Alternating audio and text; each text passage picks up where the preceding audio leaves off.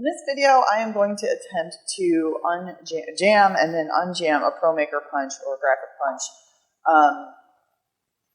Sometimes this can happen if you're using, especially if you're using non-standard paper for whatever reason. Magazine paper is the worst, or vellum can sometimes cause this. First, I'm going to try to jam it. That didn't work. Of course, I won't be able to do this while I'm shooting videos. There it goes. Okay, so now this punch is jammed. You've got the handle floppy.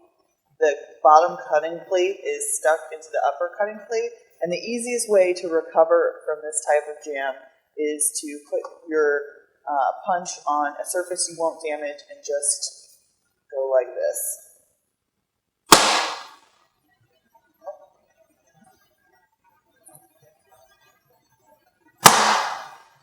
There it goes.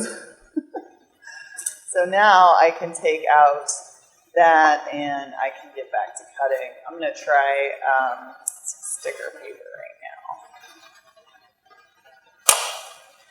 Oh, that worked just fine. So,